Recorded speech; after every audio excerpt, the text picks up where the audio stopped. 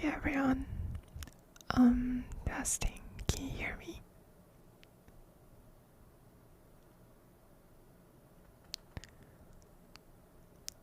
Hey Moi. Hey Vivi. Oh, you can hear me? Okay, that's good.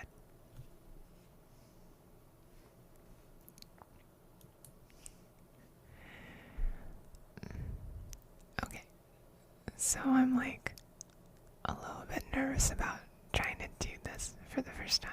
Oh, thank you, Luciano, ET, for the follow. So I'm gonna procrastinate a little bit by talking about some stuff that he changed for tonight's stream. Hello, hello. Um, so you might have noticed I turned. How am I? I'm doing okay. I'm a little bit nervous trying to do this for the first time. I don't know if it's gonna be any good. It's probably gonna be like really super scuffed. But I'm gonna try my best at it, I think. I changed a few things. Thanks, Mui. I'm glad you're enjoying it so far. I changed a few things on the stream from my usual. One thing is that I just made it a little bit darker to fit the mood of me telling you a bedtime story. So, hi Kusabi Maru. I thought you said that you didn't want to come to an ASMR stream. Like I thought you said you didn't like ASMR.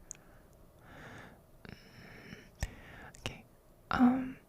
The other thing is, another thing is that I turned off the sound effects for throwing stuff at me. So, like, if you're throwing stuff at me tonight using the point redeem, it's just like you're throwing pillows at me. You're giving it a shot because it's me. Thank you. Oh, wait. Did the... Okay, there we go. Yeah, see, it's really quiet to throw stuff at me tonight. There's no meat sound effect. Okay. Also, because people kept complaining about it last time, I made the... Look, you're throwing pillows at me, okay? You're throwing a pillow off of me at me. I also made the voice redeems. Wait, is it really too much for you? I'm not really even doing anything yet. I'm just talking. I'm just procrastinating on actually reading. I made the boyfriend voice and cutesy voice redeems a little bit cheaper, but the duration got decreased in response, so that's a thing. If you I'll just say this ahead of time, is that apparently both of them are really cursed, according to Vivi at least, because I tried this on her last night as like a test, and she was like, you sound like a demon, so like just be careful with that, I guess. Oh, I'm glad you're enjoying it, Kasabi Maru, and I'm glad that you like regular sulfur voice better, Vivi. Okay. Anyway, like I made this later than my usual stream time slot so that it would suit the theme of me reading you a bedtime story. So let's read a bedtime story. So it's the story of the three little pigs. I read like part way through this last night, but it turned out the story of the three little pigs is like way longer than I originally thought. Like even I don't know what happens at the end. So like I'm saying this unironically, please do not spoil me for the ending of The Three Little Pigs. Okay? Okay. Anyway, so it's the story of The Three Little Pigs with drawings by L. Leslie Brooke. Look at these amazing pen and ink illustrations she drew. Isn't this great? Great. I'm really glad that this book is apparently in the public domain. Okay. Thank you, Library of Congress. Alright. So, once upon a time, there was an old sow with 3 little pigs, and as she had not enough to keep them, she sent them to seek their fortune. Hi, Mary. Thank you for stopping by. The first that went off met a man with a bundle of straw and said to him, "Please, man, give me that straw to build me a house," which the man did, and the little pig built a house with it. Presently came along a wolf and knocked at the door and said, little pig, let me come in." To which the pig answered, "No, no, no. By the hair of my chinny chin chin. Then I'll huff and I'll puff and I'll blow your house in," said the wolf. So he huffed and he puffed and he blew his house in and ate up the little pig. The second pig met a man with a bundle of furs and said, "Please, man, give me that furs to build a house," which the man did, and the pig built his house. High gesture. Then along came the wolf and said, little pig, let me come in."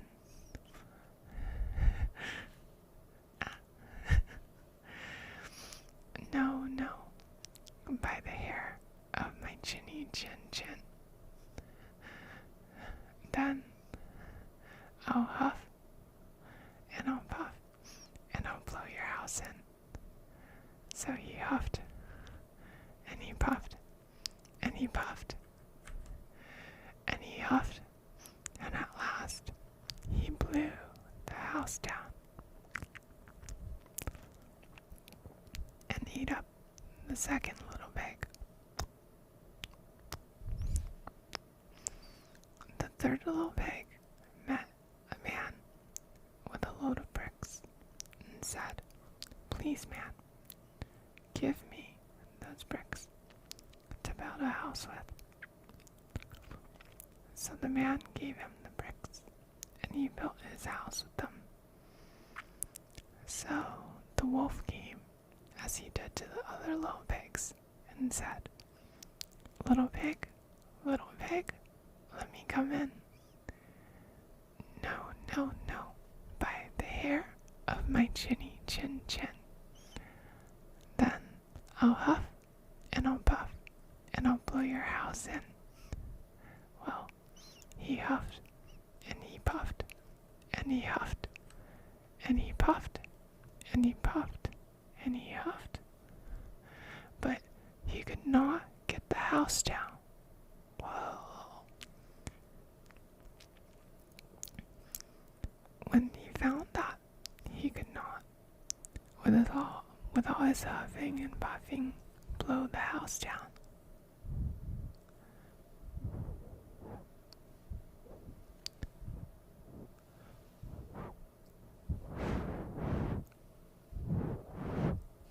he said, "Little pig, I know where there is a nice field of turnips." "Where?" said the little pig. "Oh, in Mr. Smith's home field. And if you'll be ready tomorrow morning, I'll call for you, and we'll go together and get some for dinner. Very well, said the little pig. I will be ready. What time do you mean to go? Oh, at 6 o'clock. Well, the little pig got up at 5 and got the turnips and was home again before 6. Look at him. He went and got the turnips. He got the turnips ahead of the wolf. He's so smart. Also high-flying. When the wolf came, he said, "Little pig, are you ready?" "Hi, Professor." "Ready," said the little pig. "Have been and come back again, and got a nice pot full for dinner." See, isn't this kind of amazing that, he got the best of both worlds? Not only did the little pig not get tricked by the wolf, he also, managed to actually get the turnips. I don't know what the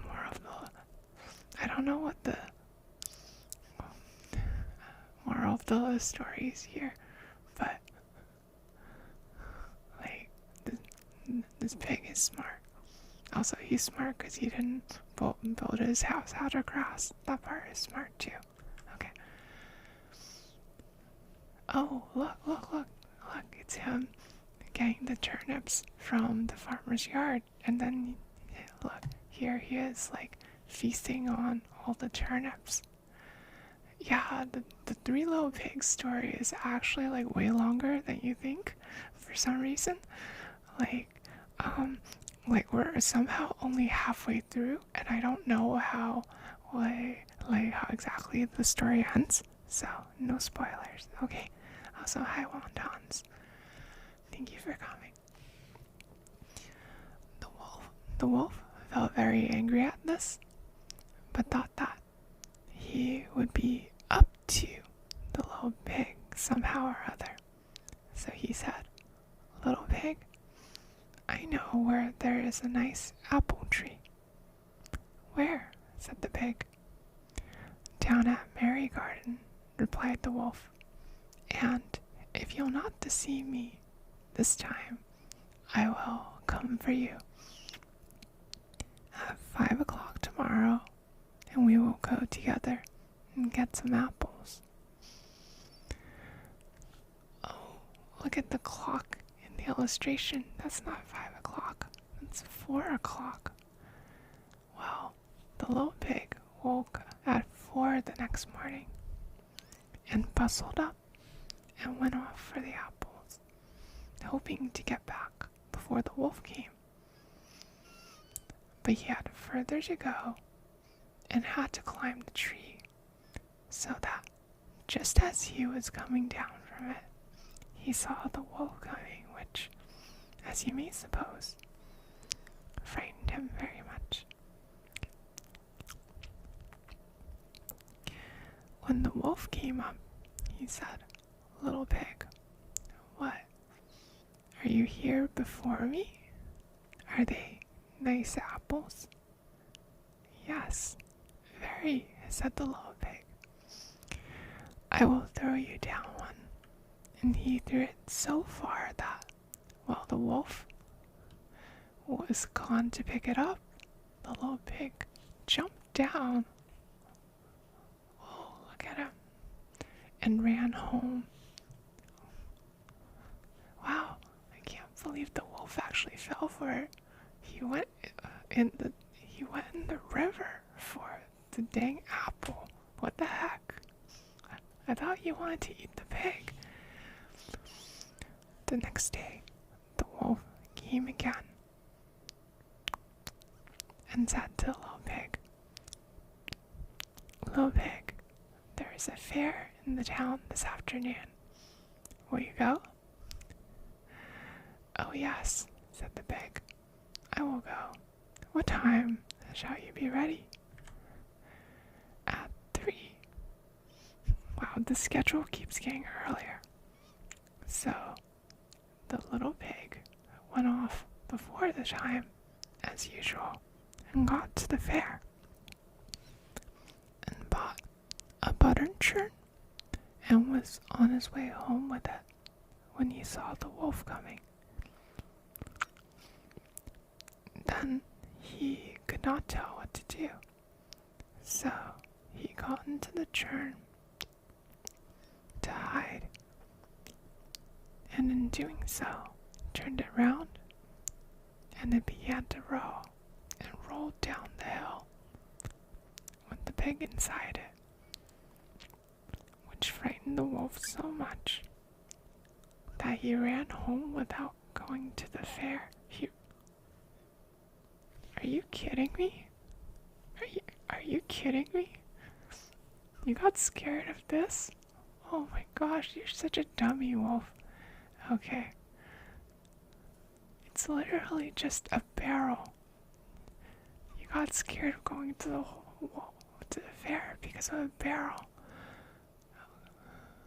What the heck? Look at him here. He's like holding on to the side of the road for dear life because of a barrel.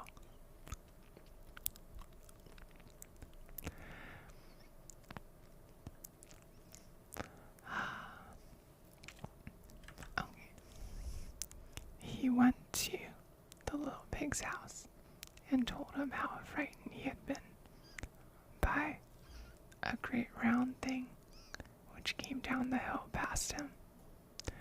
Then the little pig said, I frightened you, did I? I had been to the fair and bought a butter churn.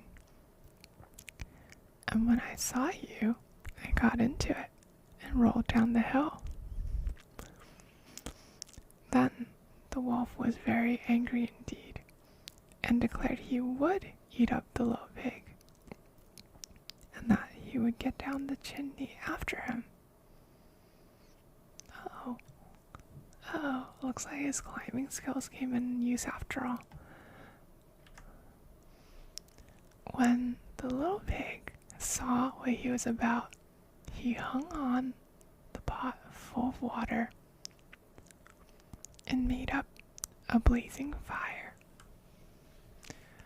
And just as the wolf was coming down, took off the cover of the pot, and in fell the wolf. And the little pig put on the cover again in an instant, boiled him up, and ate him for supper, and lived happily ever after. The end.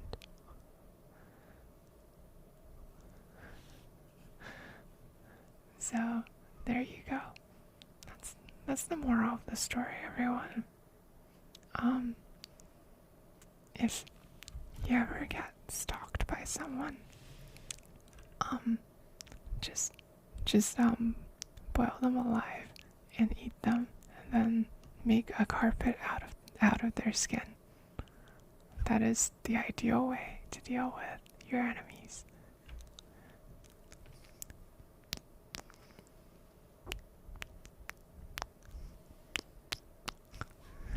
Okay.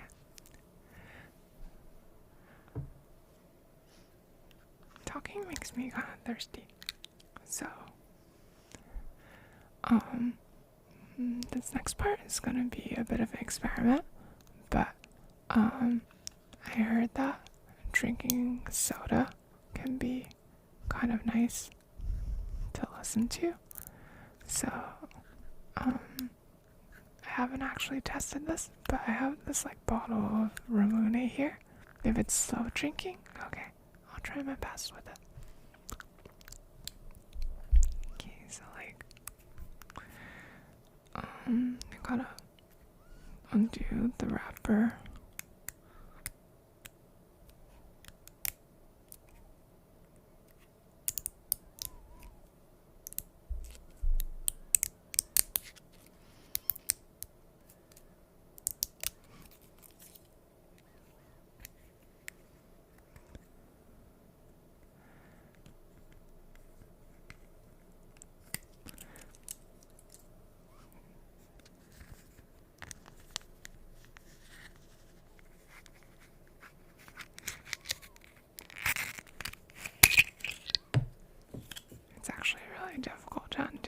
super slowly.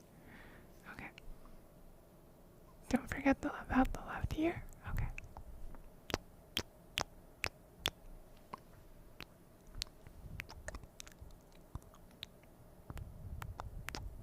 How's that?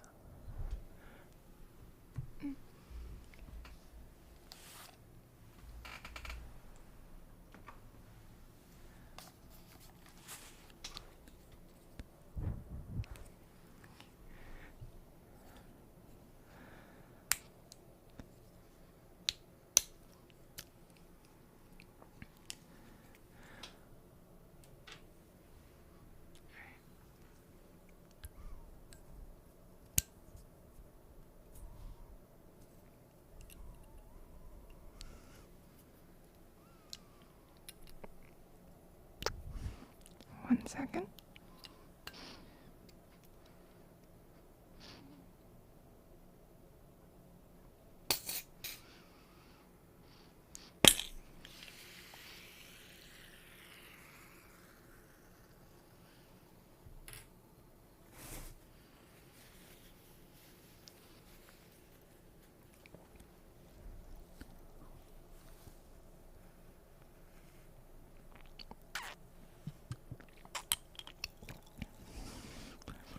I'm not sure if drinking that is audible, but it sure is tasty.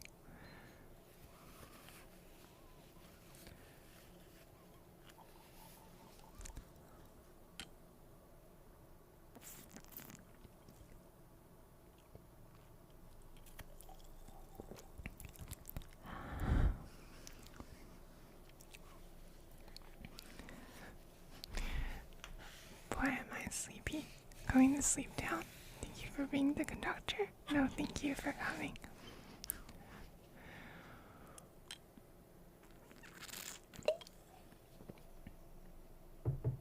Okay.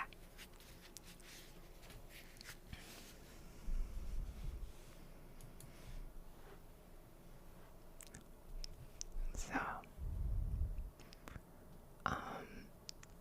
the Library of Congress has a bunch of other kids' books that we can read. Oh, thank you, Asilisk, for that bat.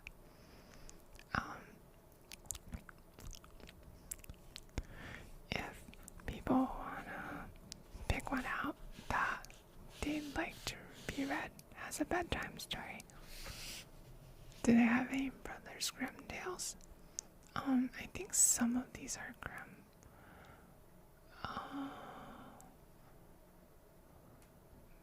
But I don't recall which ones.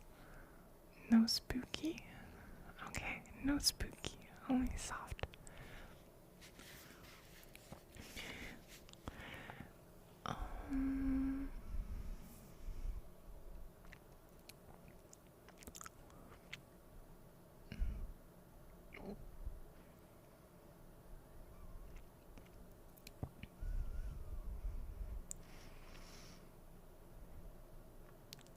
Let's read The Ugly Duckling. This one's not a Grimm fairy tale, but it is by Anderson. So, it's kind of a classic. Okay. The Story of the Ugly Duckling. One day, as the sun was setting, there came. Read the ugly duckling, but change the duckling to a penguin? No, that sounds silly. Why would a duckling be a penguin? I can understand mistaking a duckling for other things, but not a penguin. One day, as the sun was setting, there came a great flock of splendid birds out of the bushes. They were pure white with long necks. They were swans. In the lovely country, it was summertime. The cornfields were ripe. The oats were green. The hay stood in its long, tall stacks, and the storks walked about on their long red legs. Yes, it was a fair, fair country. In the midst duck's beauty and sunshine. There stood an old farm with deep canals around it. Near the water was a high wall with bushes growing tall. It was like a deep wood among those bushes, and there, upon her nest, sat a duck to hatch her young ones. Day after day, she kept at her task, and ere the little ones came, she was very tired. I can understand how she feels, because it also feels like I'm watching a bunch of little ones right now and making sure they're warm and comfortable so that they can go to bed properly. She was lonely too, for no one came to see her. The other ducks would rather swim on the canals than talk to her. But at last, one of the eggs cracked. Oh, thank you, Asilisk. How eagerly the duck now watched her nest. Another and another egg did the same.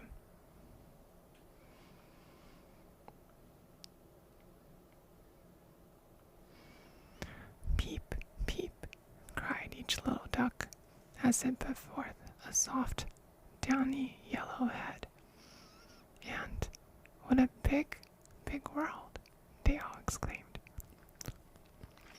For surely the nest was larger than the eggshell. Do you think that this is all the world? Asked the brown mother. Why, this is not much. The world runs way up there across the garden. I have never been so far. But it is quite true for all that. Now, are you all here?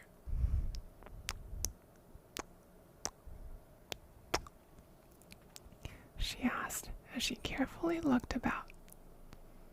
No, that large egg is still not hatched. How long is that to last, I wonder? You're here? Okay, that's good. If I'm the mommy, I gotta make sure to take proper attendance of everyone. But she sat down again. How goes it? Asked an old duck who had just heard the news about the new family and had waddled down to see it for herself. This one egg lasts a very long time, replied the patient mother. It will not burst, but just look at the little ducks. Are they not sweet? They all look exactly like their father did years, but he, the bad fellow, does not come to see me. Oh, what a bad daddy, not taking care of the kids. That's not a good example. Don't be like that, everyone. Let me see the egg that will not burst, said the old duck. Ah, it is a turkey egg. I was once fooled that way. I had great trouble, for turkeys are afraid of the water. They will never venture on it. You had better leave that egg and go and teach your other children how to swim. I'll stay a little longer, answered the mother. Oh, I have sat so long that a few more days now will not matter. Just as you please, said the old duck coldly as she walked off. At last, the egg burst. Peep, peep, said the little one, and out it crept from the shell. It was very ugly.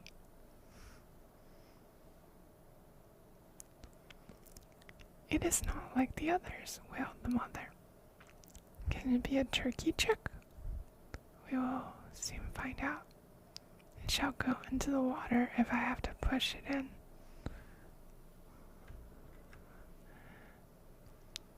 The next day was bright and fair.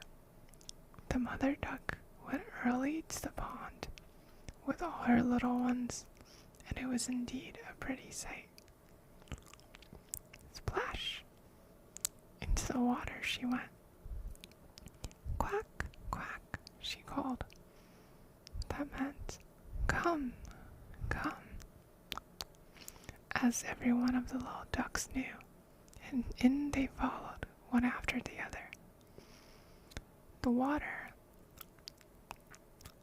closed over them, but what did they care? Their legs went as easily as could be. It was great sport. There once was an ugly duckling. He was so ugly everyone died at the end. No, this part is about how they're all having fun swimming, you know. Shh. Yeah. You gotta learn how to swim from your parents, you know. Like, it's good for parents to take care of you and give you kisses on the head.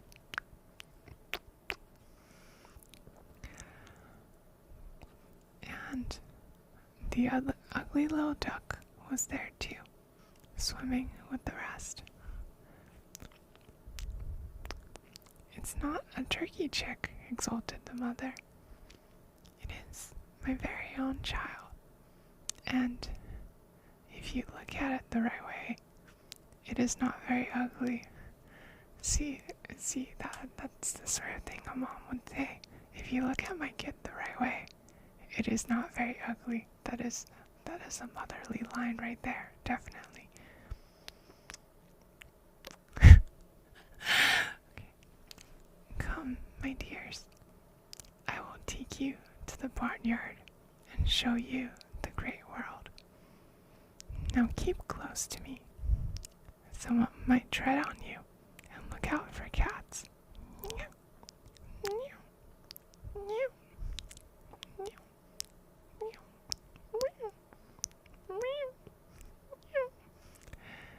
Look out for cats, everyone. Free cat redeem. Yeah, sorry, sometimes while reading stuff like this, little appropriate sound effects opportunities are just gonna come up, you know? There was a hot battle going on in the barnyard. Two parties were fighting desperately for a fish's head, and in the end, the cat got it all. That's the way of the world, cried the mother duck, and she sharpened her beak. How she wanted the fish head. Use your legs, she commanded her family. Hurry about and bow your heads to the old duck over there.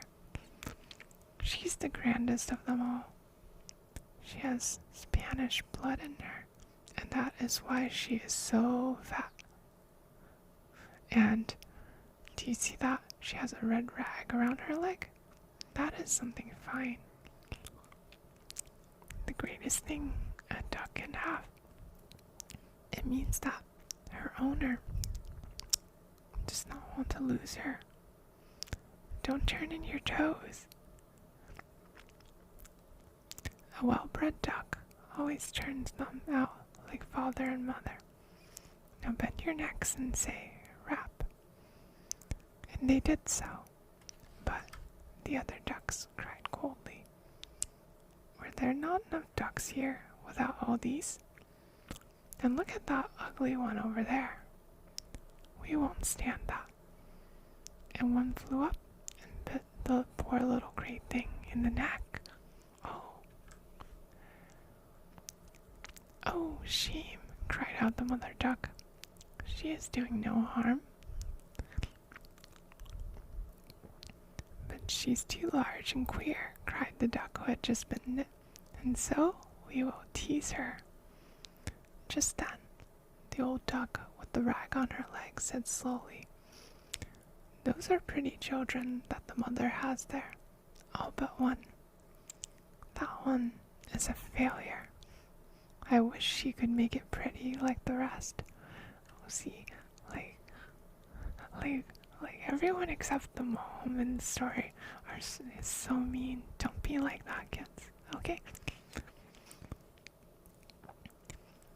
That I cannot do, my lady, said the poor mother. She is not pretty, but she is very sweet, and she swims just as well as the others. She may grow pretty, and she smoothed its feathers. Well, your other children are graceful. Make yourself at home, and the next fish head you see, take it. But do not eat it. You may bring it to me. Soon after, they went home, and all along the way, the ugly duckling was pushed and hurt and jeered. That was the first day, and as time went on, things steadily grew worse and worse. Her own brothers and sisters were cruel to her, and at every turn she was made to suffer. Even her mother wished that the ugly child was far away. As she grew big, she flew over the fence, and the little birds were afraid of her. If she went into the barnyard, the girl who fed the fowls kicked her with her foot. It is because I am so very ugly, cried the poor little thing in despair. And one day, she flew away to the wild ducks who lived out on the wide moor. Here she lay sad and tired. Oh, poor duckling.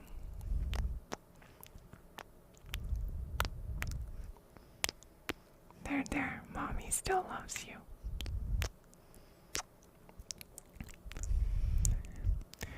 When the wild ducks saw her, they said, "What sort of a duck are you?" And then, when the poor thing tried to make a bow as best she could, they only jeered at her effort to be polite. "You are very ugly," they laughed, "but we do not mind if you do not marry into our family." Marry? Poor little duckling. She had not thought of such a thing. She only wanted to find a home where she could rest and have a quiet drink from the river. I should have a drink. 1 second.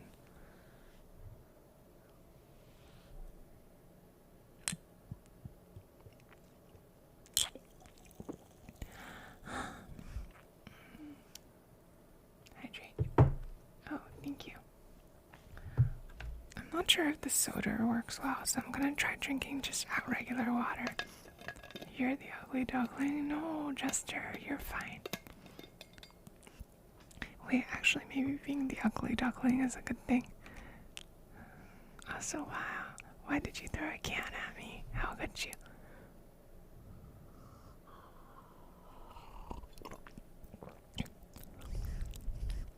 Hi, Rain.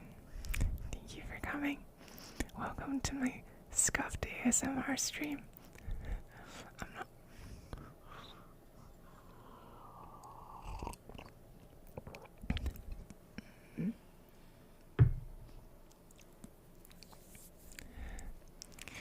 We're reading The Ugly Duckling. Everyone I'm like actually really surprised how mean everyone is to her. But her mommy still loves her, but even her mommy is like, oh, if you look at her the right way, she's not quite so ugly. And I'm just like, wow, what kind of mom says something like that? Okay, so she stayed 2 days. Then a pair of very saucy ganders came by. They were young and wanted to have a good time. "You are so ugly that we like you," said they. "Will you come with us and be a bird that flies from place to place? Near here, there are some lovely wild geese. We are quite sure that one of them would say rap to you if you asked one to marry you. Piff, paff. A shot rang out. One of the young ganders fell dead. Paff, piff, spoke another gun, and the second saucy young gander fell as the first. A great hunt was going on. The water was red with blood. The ugly duckling had never been so frightened. She put her head under her wing, and when she had gathered enough courage to look out again, what do you think she saw? A frightful great dog with his tongue hanging far out.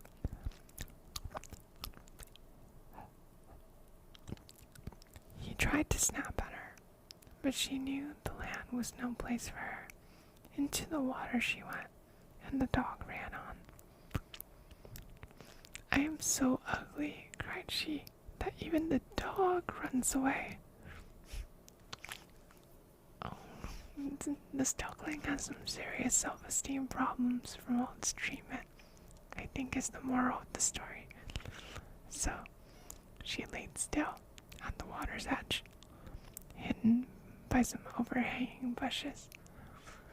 She listened intently as the shots grew further and further apart.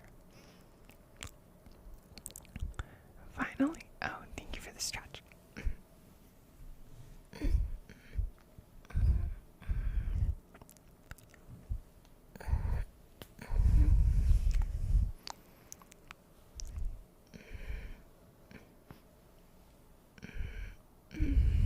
Thank you. Okay. So, she laid still at the water's edge, hidden by some overhanging bushes. She listened intently as the shots grew further and further apart. Finally, they ceased altogether.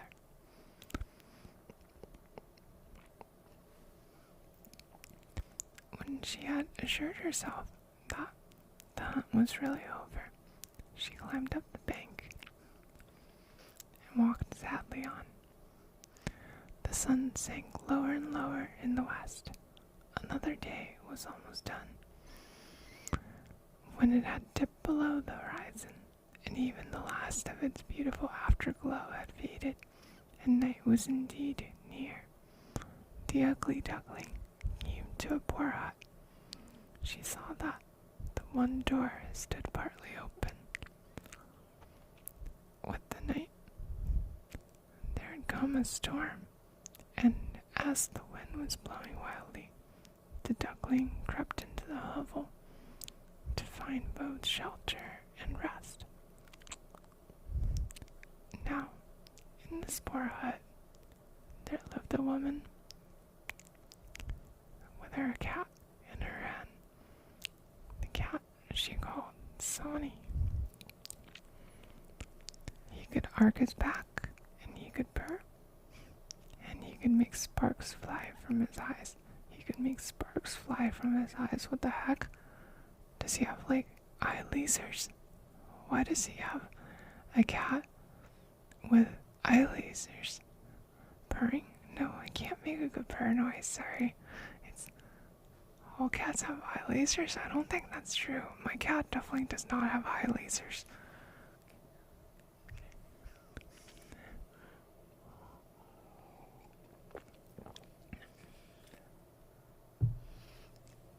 The hen had short legs, but a long name. The woman called her Chickabiddy Shortshanks.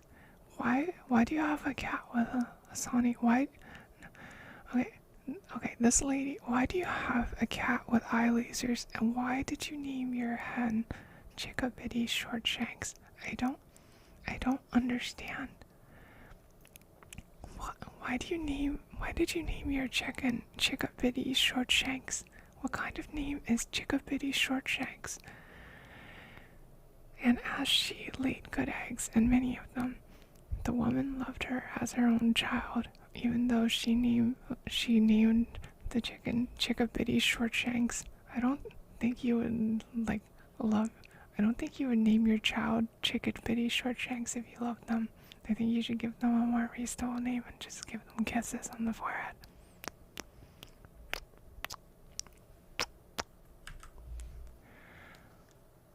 Now, when the cat and the hen saw the poor duckling, the cat purred and the hen clucked.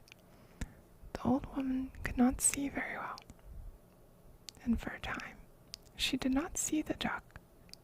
When she did, she was glad, for as she had no duck of her own, she thought it was quite a prize. But the hen and the cat did not like to have anyone share their home. Selfish creatures that they were, and were so cross that the duckling sat lonely enough in her corner. See, this is all because the woman named the hen Chickabiddy Shortshanks. Like, now the hen has self-esteem problems. One day, she so longed to have a swim that she told the hen all about it. What a queer thought, scoffed the hen. If you had more to do, you would not have time to be thinking of such silly things. But it is lovely to swim on the water, insisted the duckling. It is fine to dive down to the bottom. You must be crazy, replied the hen. I am sure you're crazy. At any rate, you had better ask the eye laser cat about it. He is the wisest creature I know round about here. He also has eye lasers. Ask him if he likes to swim on the water. You're naming your next pet Chicklet Buddy Shortshanks? No, you have to give them like a nice and proper name, okay? Treat your pets with love. Don't give them joke names.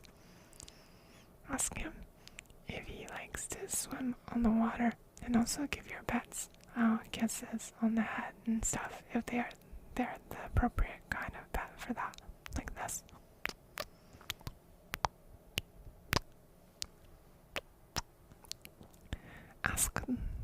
Ask the old woman. I do not think they would care to go diving down to the bottom of the water. You don't know what I mean, cried the duckling in despair. No, we do not, answered the hen. But who does, pray? You'd better be thankful you have enough food and a warm home, and stop talking so silly. I think I will go away, at last the duckling thought, away into the great wide world. And she went. She soon found the water, and swam, and dived. Oh, it was good. But it was the same story. Every bird and beast heard her, or was afraid of her. Then came the autumn. The leaves fell. The clouds hung gray and low. At last, the snowflakes whirled through the chill air. One day, as the sun was setting, there came a great flock of splendid birds out of the bushes. They were pure white with long necks. They were swans. They gave a long, low cry, spread out their beautiful, strong wings, and flew away to warmer lands. So high they went, and the ugly duckling felt very queer as she watched them go. She turned round and round in the water, and then she too gave a long low cry. It almost made her afraid, that cry she uttered. She could not forget the lovely white birds, and she knew that soon she would see them no more. She dived to the bottom of the river, and when she came up, she was almost beside herself with grief. She knew not the name of the wonderful birds, nor where they had gone, but she did know that she loved them, every one. She did not envy them. She could not be like them, but oh, she loved them. Poor little ugly duckling. At least you're not named. Oh, ugly duckling, at least you're not named, what was it again? Chickabiddy Shortshanks. Be glad that you're not named Chickabiddy Shortshanks. The winter grew cold. The duckling had to swim around a great deal to keep the water from freezing in the river. But in spite of all her efforts, each night, the hole in which she swam grew smaller and smaller and smaller.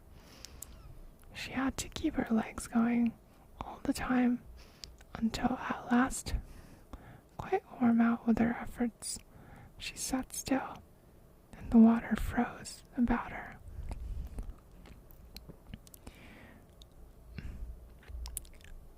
Wait, are you serious? She literally got so into swimming that she swam in the freezing winter and got frozen, like literally frozen with the river around her. What a duckling dummy. Okay. What a duckling dummy. It's called dedication. No, it's called stupidity. Don't mix up dedication and stupidity, okay? It's okay if you like something, but you shouldn't hurt yourself doing it. Okay? That's also advice for myself. Don't be like Sulfur and hurt your back rushing out some stupid sketch of Hollow Ministry. That was a bad idea. Okay.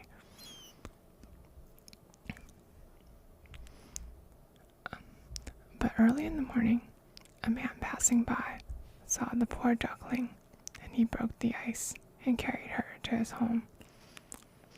You're dedicating your life to this duck? No. The children wanted to play with her, but that made her afraid. And she flew into the milk pan and the flour. She what? Is she like breading herself? Why is she breading herself? At which the mother struck at her with a stick, and that made her still more afraid.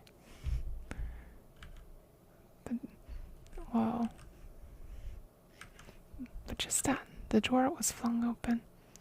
The poor duckling flew out and dropped half dead upon the snow.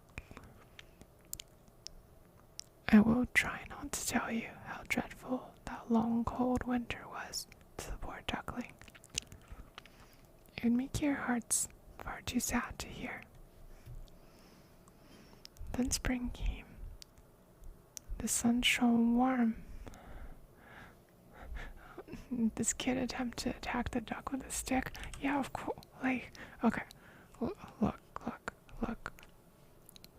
The duckling flew into the milk pan and the flour, and I assume the breadcrumbs. So if you saw, basically, what looks like an uncooked deep fried duck, just breaded, running around, isn't that kind of a terrifying sight?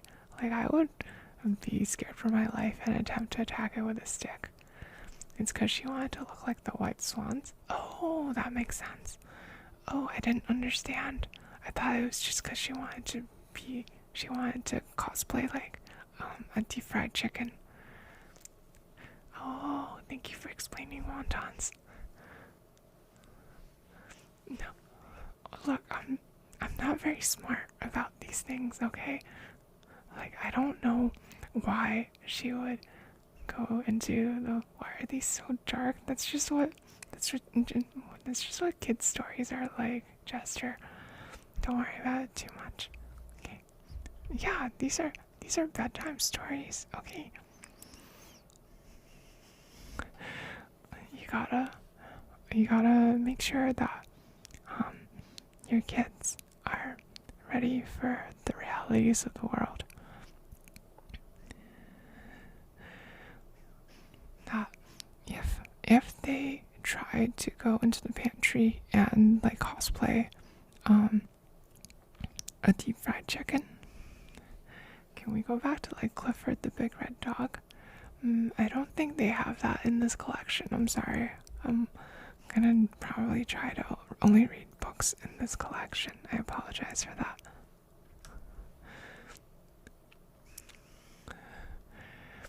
Oh, okay, so spring came, right? The sun shone warm, the larks sang as they pierced the sky, and the duckling could flap her weak wings. Each day, her wings grew stronger, and soon, without knowing just how it happened, I'm doing this again? I don't know what you mean.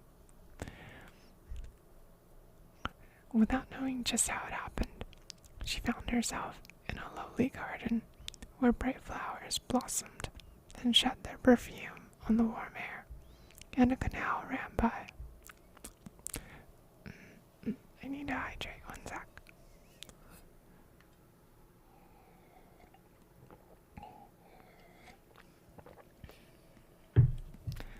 Oh, am I doing another ASMR story stream in the future? I'm not sure yet. Like, this one's kind of like an experiment. I might do other ASMR streams in the future, and I might do other story streams in the future, but I'm not really sure yet. You need more sulfur ASMR streams. If I did another ASMR stream, I'm thinking of maybe doing something like something a little more conventional for Twitch. Like this one was kind of a silly idea I had, but for like a future one, I was thinking if people didn't find my ASMR too scuffed, that maybe I'd like read stuff from r/ASMR Script Haven. Do y'all know about that website? Or like, do y'all know about that subreddit? It's okay. So it's basically like, you know how ASMR roleplay is a really common genre.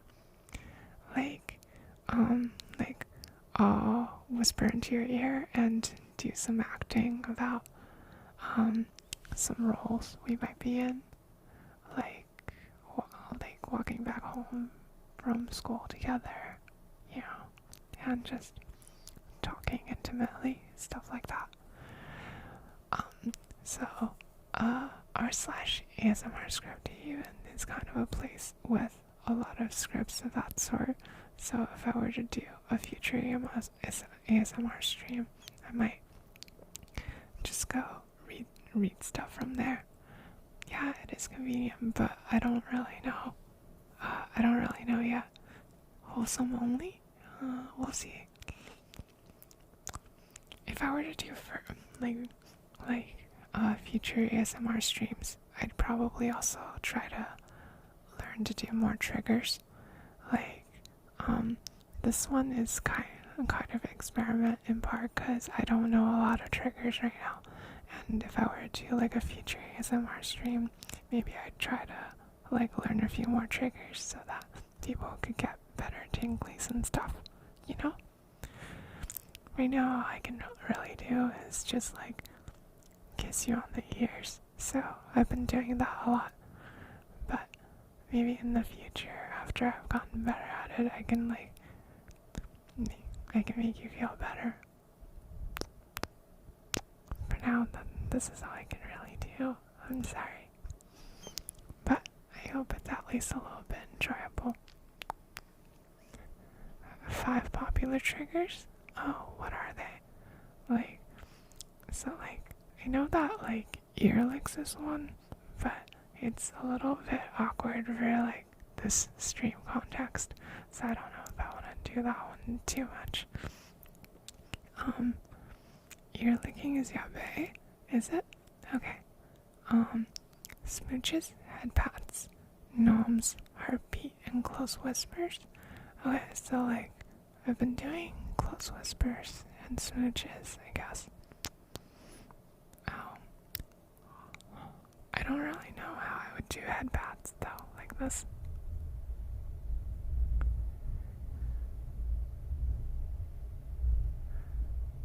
I don't know that this is really a thing.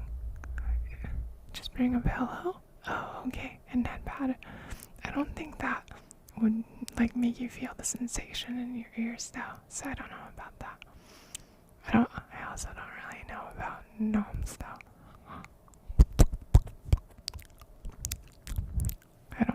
I don't think gnomes really work. I could try to do an ear real quick as an experiment, though. Ear massages? Oh yeah, I guess ear massages are kind of common. Okay. This mic is a bit far from me to do heartbeats, though. But I'll try ear licks real quick, just because I'm interested in how they might be. It doesn't really fit the stream, but whatever. This stream is kind of an experiment anyway. Okay.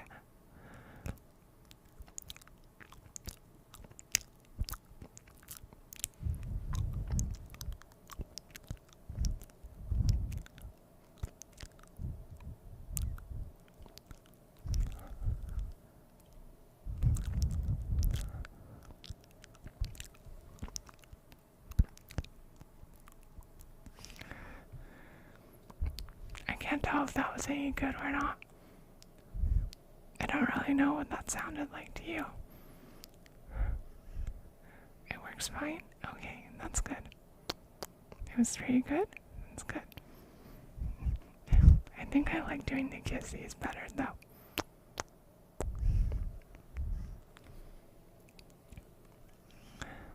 Okay. Alright.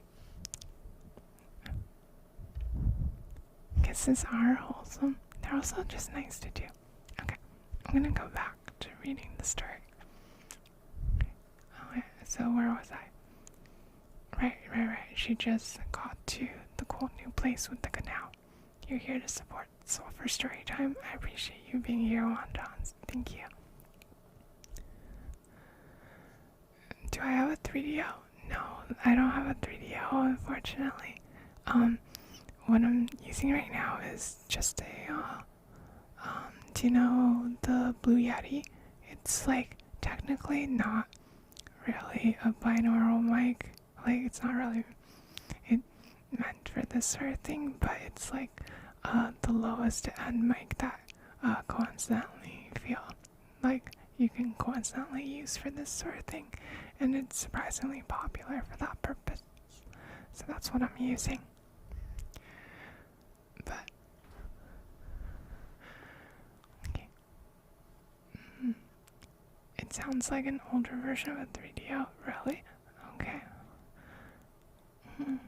Well, I did hear that this mic was actually pretty good for it, despite it being a lot cheaper than a proper ASMR mic, even though it's so expensive. So that's nice.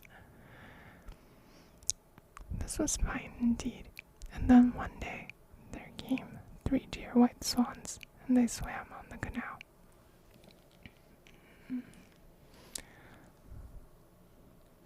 You use a nano for your D&D group's Discord? Oh yeah, I heard of that one too.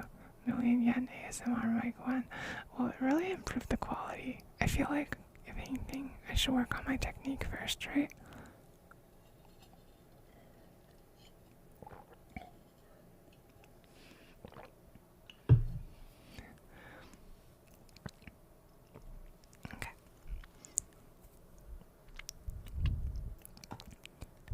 duckling knew them, and she not thought of them every day the long winter through.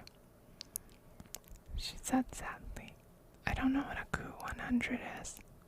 What is it? It's probably some kind of ASMR mic, right? Oh, okay, you and Noel use our Coup 100s. I see. I will. If it's that expensive, I don't think I'll be able to invest in that anytime soon.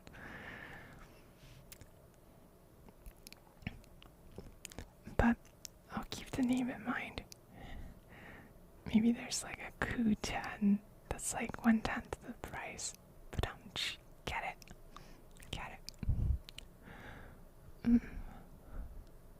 Yeah, sorry. Don't worry. This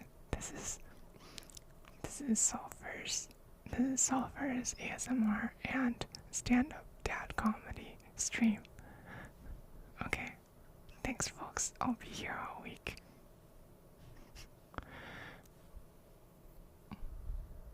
But the duckling knew them. Had she not thought of them every day the long winter through? She said sadly, I will fly to them and tell them how I suffer. They may kill me because I am so very ugly, but I do not care. I would far rather die than be beaten and left to live another winter. That is certainly a price tag. I think if I were to invest that much, I'd want to, get better at ASMR technique first. The duckling flew out on the canal, and the 3 swans saw it and came with spread wings. Kill me, cried the poor duckling as she bent her head. What did she see?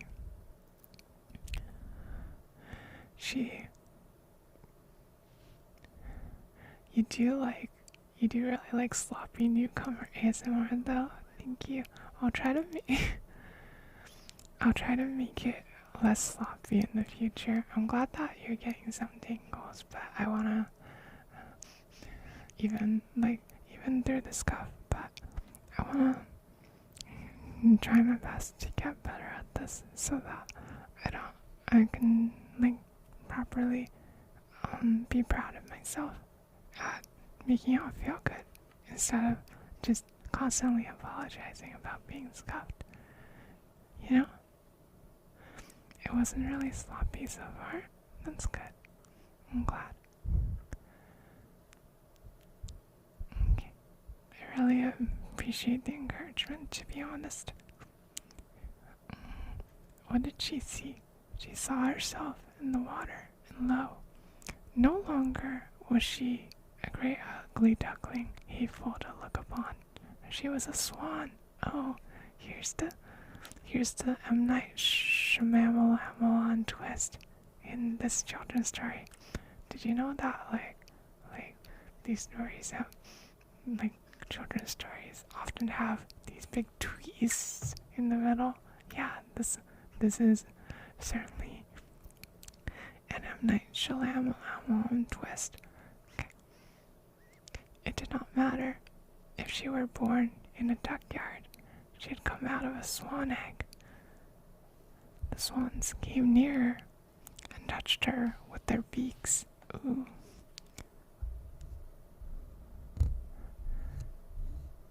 Okay. Into the garden came some little children, and they threw bread to the swans. The youngest child cried, "There's a new swan," and all the rest shouted, "Yes, a new one. And it is the sweetest of all, so young, so pretty." She was so happy she did not know what to do. All the old trouble was gone from her glad heart, she cried. I never dreamed of so much joy when I was an ugly duckling. Oh wait, that's the end of that story? There's another story in this book. Okay, apparently that's the end of it. Okay, so I think the moral of this story is that sometimes you gotta, like, how do I put it?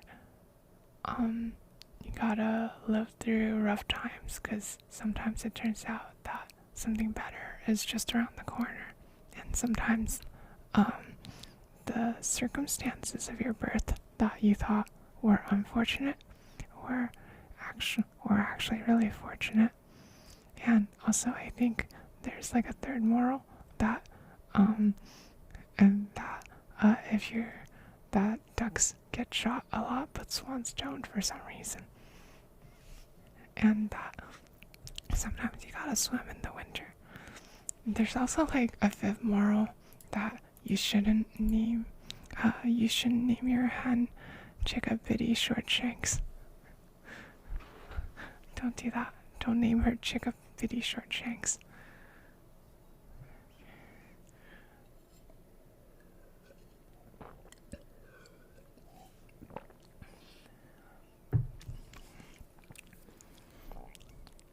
See, that's why this is a children's story. It's got lots of lessons for children, okay?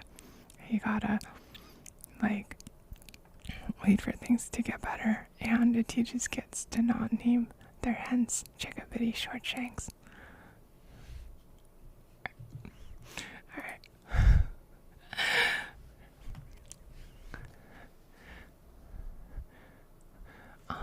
Let's pick out another book.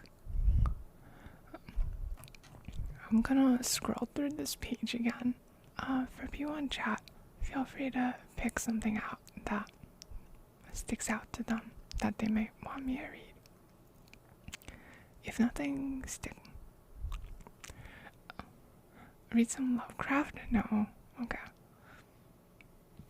It's public domain. I don't think it would make a good bedtime story, though.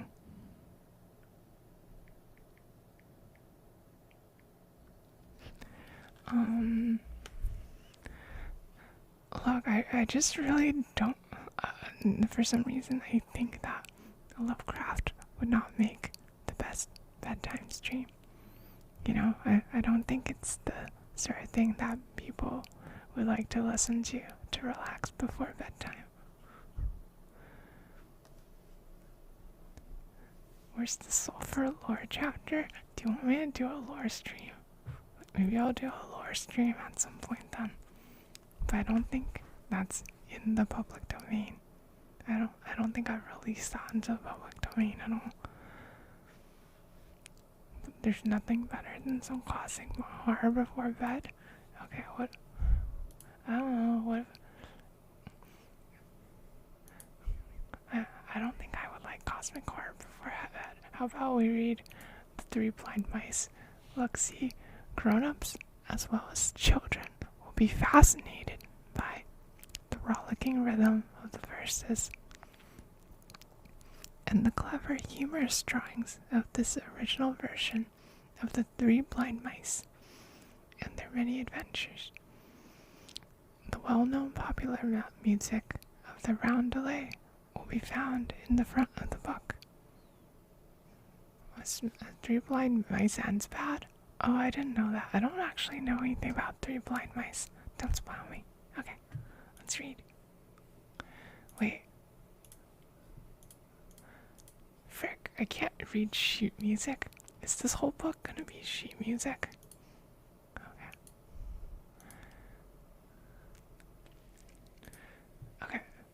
Okay, this looks readable.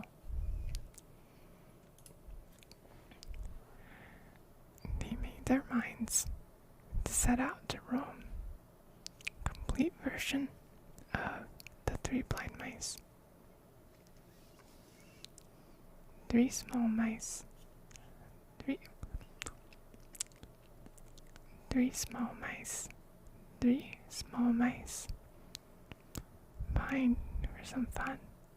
You might have to scrap your ollie drawing. I don't know.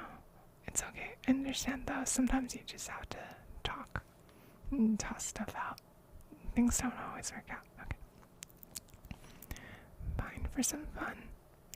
Pine for some fun. Pine for some fun. They made up their minds to set out to roam, said they. 'Tis dull to remain at home. I ravine, thank you for coming. And all the luggage they took was a comb. These 3 small mice,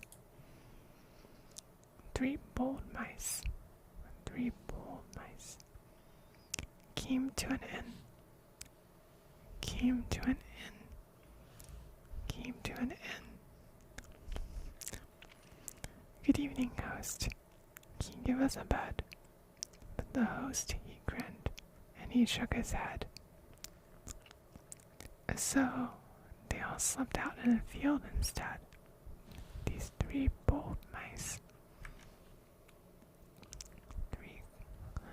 3 cold mice. 3 cold mice. Woke up next morn. Woke up next morn. They each had a cold and a swollen face. They're sleeping all night in an open space. So they rose quite early and left the place. These 3 cold mice. 3 hungry mice. 3 hungry mice. I don't know why Moise is so smug right now. Searched for some food. Searched for some food. Searched for some food.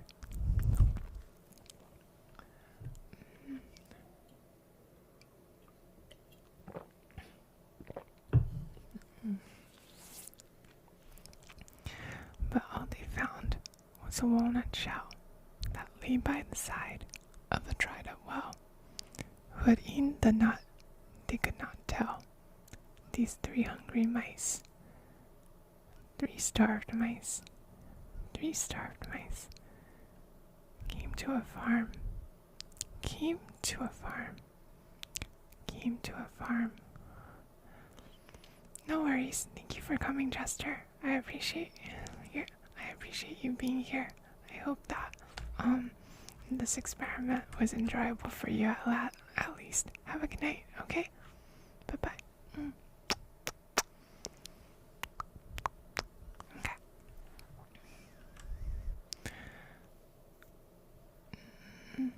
Bye-bye. Bye-bye. Okay. The farmer was eating some bread and cheese, so they all went down on their hands and knees and squeaked, "Pray, give us a morsel, please." These 3 starved mice. Oh, these mice are very large relative to the farmer. They're like basically the same size as humans. It's weird. Okay. 3 glad mice. 3 glad mice. Ate all they could. Ate all they could. Ate all they could. They felt so happy. They danced with glee. But the farmer's wife came in to see what might this merrymaking be of the 3 glad mice. 3 poor mice. 3 poor mice. Wait. Oh no. The farmer's wife is a Karen. She's like seeing something good going on and being like, this isn't according to like the store regulations. I'm gonna have a talk with the manager. And now they're look, she's Karening and like tisking at them. Okay. 3 poor mice. 3 poor mice. Soon changed their tone. Soon changed their tone. Soon changed their tone. The farmer's wife said, "What are you at? And why were you capering around like that? Just wait a minute. I'll fetch the cat." Yeah.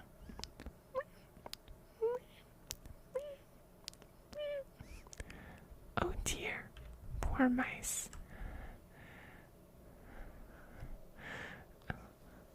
Next mom, ASMR only? Okay. 3 scared mice. 3 scared mice. ran for their lives, ran for their lives, ran for their lives. They jumped out onto the window ledge. The mansion of cat set their teeth on edge. So they hid themselves in the bramble hedge. These 3 scared mice. 3 sad mice. 3 sad mice. What could they do? What could they do? What could they do? The bramble hedge was most unkind. It scratched their eyes and made them blind.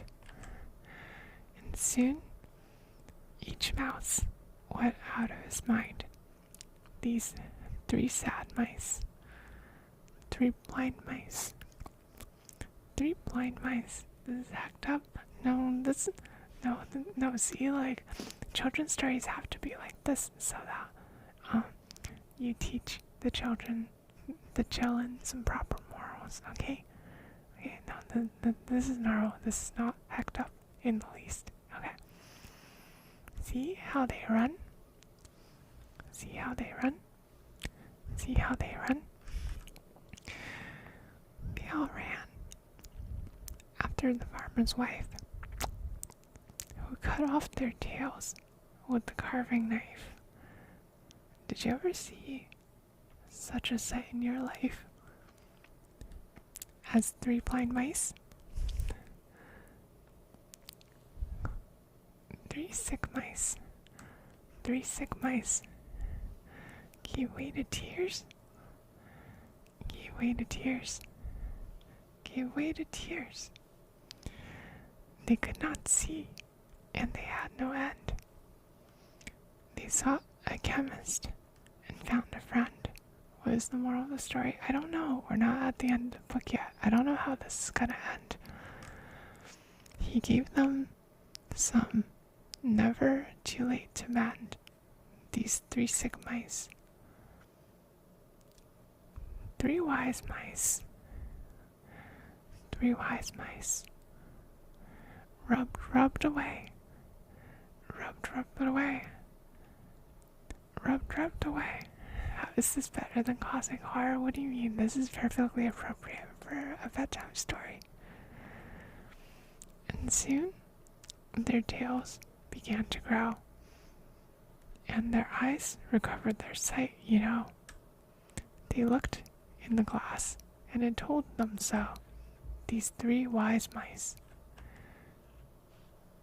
3 proud mice. 3 proud mice. Oh, look, they have world-famed gnaw mills. Chips made by experienced mice. Okay. 3 proud mice. 3 proud mice. Soon settled down. Soon settled down. Soon settled down. The name of their house I cannot tell, but they've learned a trade and are doing well. If you call upon them, ring the bell 3 times twice. Finis. That's the end of the story. Wow. Do you feel like you learned anything from this? I think this is like a book that's like maybe a little complicated for children because the moral isn't entirely immediately clear unless you think about it. Yeah, that's correct, Halflisk. The correct lesson of the story is that you gotta like go to the chemist and take magical drugs that will like cause your appendages to grow back.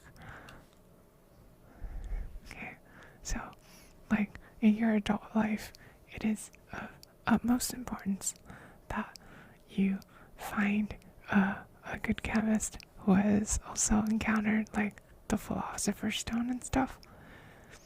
Like, especially if you find one that's got a philosopher's stone. Like that's the mark of a good chemist, okay? ones that don't have philosopher's stones may or may not be good chemists. It's like hard to determine. But definitely, if you find one with a philosopher's stone, they're very, very good at their jobs. So, like, that's the mark of a good chemist. Anyway, that's the moral of the story of Three Blind Mice. You know how those are made in good? I don't know what good is.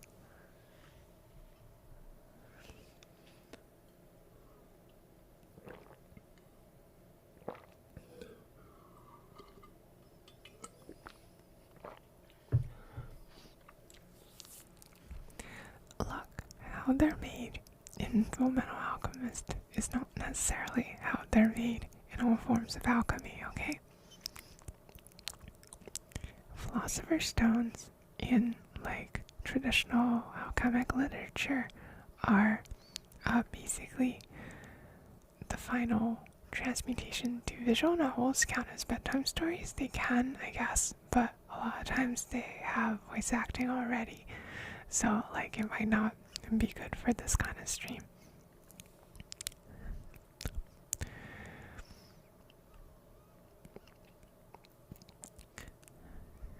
Just mute them, big brain. It would also take way too long. Yeah, it would probably take way too long.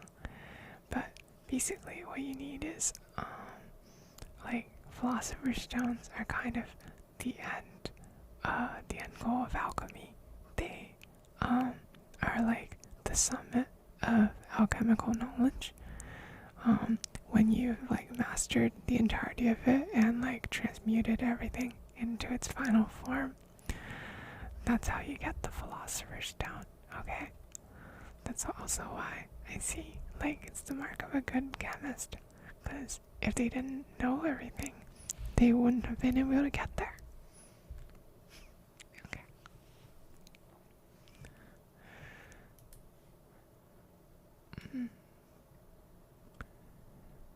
Oh wait, there is actually like grim fairy tales here, but I don't know if people want me to actually read this.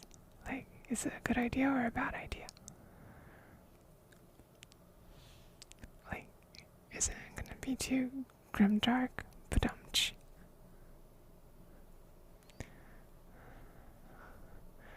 You just noticed the shiny effect on my neck thing? Read it? Okay. Oh yeah, like parts of like read if you give a mouse a cookie. I don't know what that means. Okay, but yeah, like the silver parts of the fabric on my robes are reflective. So oh, that's the name of the story. Okay. But yeah, like there's the shiny effect in more places than one. Like, it's a little harder to notice on my sleeve. Good night, Aphalusk. Thank you for coming. Like, exquisite shiny. Thank you. Yeah, it's a little harder to notice on my sleeve because it's all folded up, but like it is also shiny there. It's like a little shiny on like the bottom hem of my dress too. Like, see?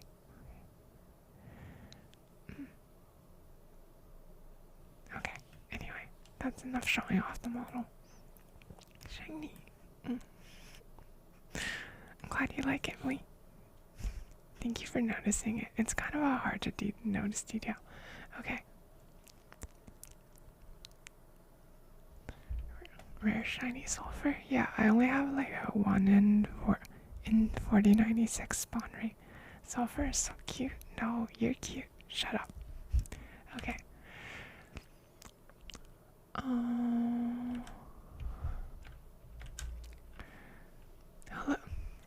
Hello, TrueTube Striker. How are you doing? Welcome to the stream. We're reading bedtime stories, which was definitely not a scuffed ASMR idea. Okay, so Vivi was asking for, what was it? Give a mouse a cookie. Is that in this book? I don't think it's in this book. Was it here? No, it's not here either. Okay. I probably wouldn't be able to find it easy. Okay, then I'm not gonna read it. It's not an old one. Got it. Use Control F, but it's not gonna be here. This is in alphabetical order.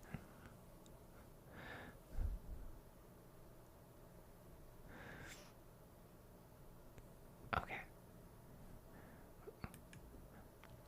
Let's read Peter Rabbit. Look, this one doesn't this one sound fun? Peter Rabbit is always getting in trouble in Mr. McGregor's garden. That sounds like a tons of fun book for kids. Oh wait, this book is 232 pages long. Never mind, we're not doing that one.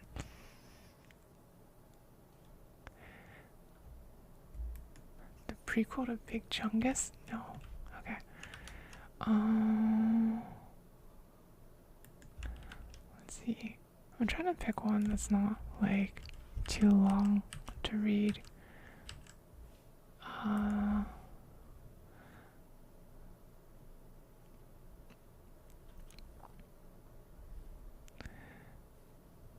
Okay.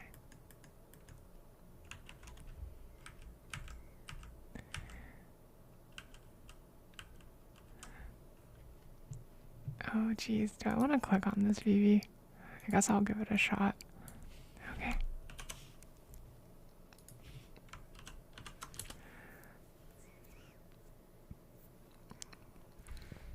It's just if you give a mouse a cookie. Okay. Oh, this is cute. Okay, maybe I will read it. It's not. No, this is. No, this is kind of pretty. Oh, maybe it isn't. Okay.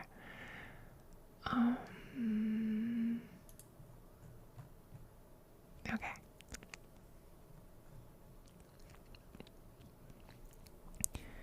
If you give a mouse a cookie by Laura Joff Numeroff, illustrated by Felicia. Oh, wait, I probably can't show this on the stream, right? This is this is probably not in the public domain. It's probably not okay for me to actually read this. It's fine? Okay, I'll trust you then.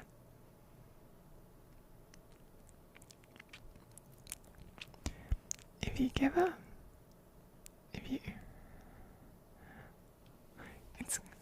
good. It's currently 1:35 a.m. for me, so you need to sleep. You're currently on a smart TV. Thank you for happening to come by. I'll do my best to try to make sleepy noises. Okay. If you give a mouse a cookie, then the mouse will ask for a glass of milk.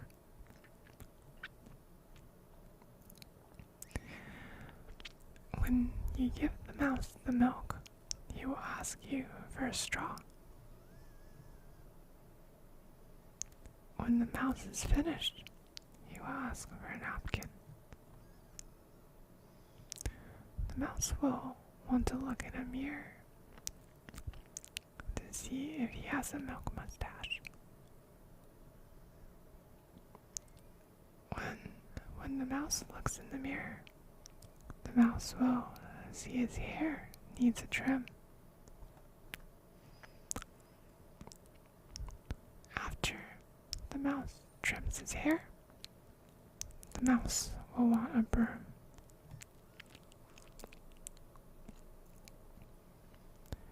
The mouse might sweep every room in the house. The mouse will then want to take a nap. You will have to find him a little box with a blanket and a pillow. The mouse will make himself comfortable and ask you to read a story. Hey, that's like what we're doing right now. He will ask to see the picture and will want to draw. The mouse will draw with crayons and paper. When the picture is finished, the mouse will want to sign his name with a pen. mouse will want to hang its picture on the refrigerator. So the mouse will ask for tape.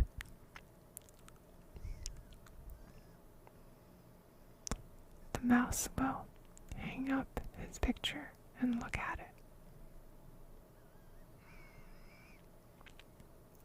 it. The mouse will remember that he is thirsty and ask for a glass of milk.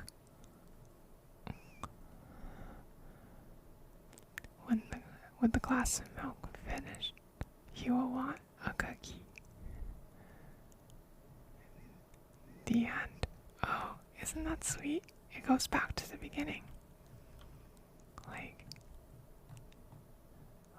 everything leads back to the beginning.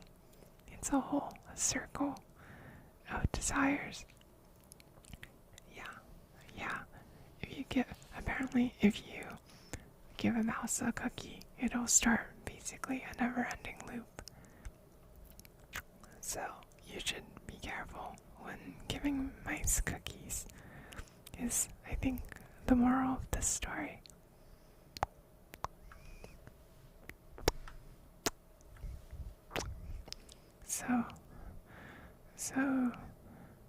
So be careful when giving mice cookies, but however, it is okay if you take mice to chemists, is the lessons that we're learning tonight. Okay.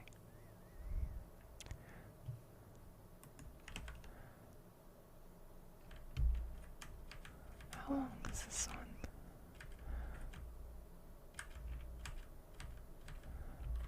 Oh, this one's kind of long. Maybe I don't want to use that one. The house that Jack built? Okay.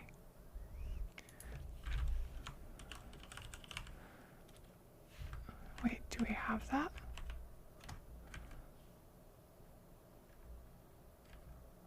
I don't think we have that. I'm sorry, I don't think we have the house that Jack built.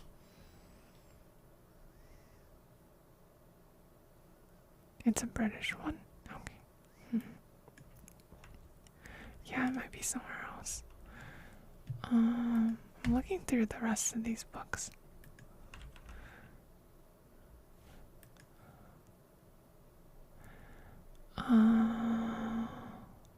Let's see.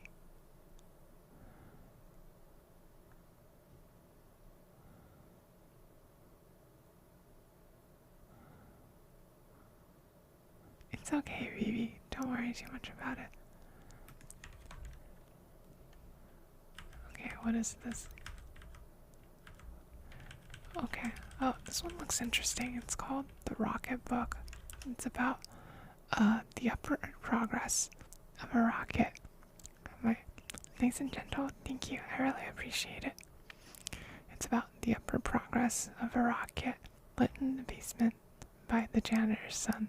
Causes some strange situations as it passes through 20 floors of apartments. Ooh, okay. So, it's The Rocket Book by Peter Newell. Okay. So, it starts in the basement and it's gonna go up. When the sidewalk ends, read if you want. Okay, I'll maybe try to look that up after this. Basement. When Fritz, the janitor's bad kid, went snooping in the basement, he found a rocket snugly hid beneath the window casement. He struck a match with one fell swoop. Then, on the concrete railing, he lit the rocket and it shot up to the ceiling. I think the moral of the story is that you should probably not keep highly destructive rockets in unsecure places in the basement. It seems like it's going to cause lots of property damage. So, the first flat. The Steiners, on the floor above, of breakfast were partaking. Crash came the rocket, unannounced, and set them all a-quaking. It smote a catsup bottle, fair, and bang, the thing exploded, And now these people all declare that catsup flask was loaded.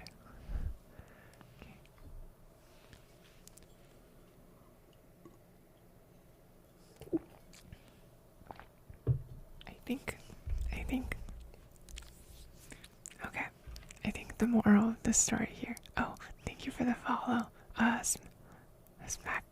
Smack and dyed cheeks. That is sure a username. Okay. I think, the moral of the story for this floor is that, instead of using catsup for your fries, you should, consider using other condiments, like aioli. Have you ever tried aioli with fries? It's really tasty. Okay. Second flat. Before the fire, old Grandpa Hop dozed in his armchair big, when from a trunk the rocket burst and carried off his wig. It passed so near his ancient head, he roused up with a start, and, turning to his grandsons, said, "You fellows think you're smart." Oh no, Grandpa Hop thought his grandsons were playing a prank on him. Oh, that's a really unfortunate misunderstanding. Okay. The third flat. Algernon Brackett, somewhat rash, had blown a monster bubble when, there came a blinding flash, precipitating trouble. But Algie turned in mild disgust and called to Mama Brackett. "Say, did you hear that bubble bust? It made an awful racket." Fourth flat. Joe Bud. Joe Bud? Is that really your name? That sounds like some sort of terrible pun. Joe. Yeah. Thank you for coming, Vivi. I appreciate you being here. Here. And thank you for, helping me test this out last night, okay? Here, you appreciate me? Thank you. Here, have some, ear kisses for the road, okay?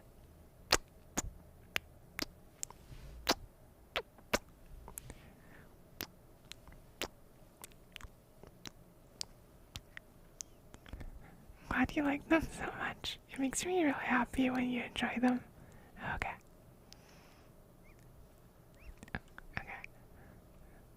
So, Joe Bud, these nuts, who'd bought a potted plant, was dousing it with water. Look, I don't think that pun actually makes sense. It just sounds like his name just sounds like the start of a pun. Okay, I can't help it. It's just what it sounds like. Okay. Was dousing it with water. He fancied this would make it grow, and Joseph loved to potter. Then, through the pot, the rocket shot and made the scene look sickly. "Well now," said Joe, "I never thought that plant would shoot so quickly." Oh, it's another misunderstanding. He thought that the plant, he thought the plant was, growing quickly. Oh, I see. I don't really understand the pun of his name, though. Why is it Joe Bud these nuts? I don't get it. What? I also don't think these nuts jokes are appropriate for children, really. But maybe the times are changing. Who knows? Okay.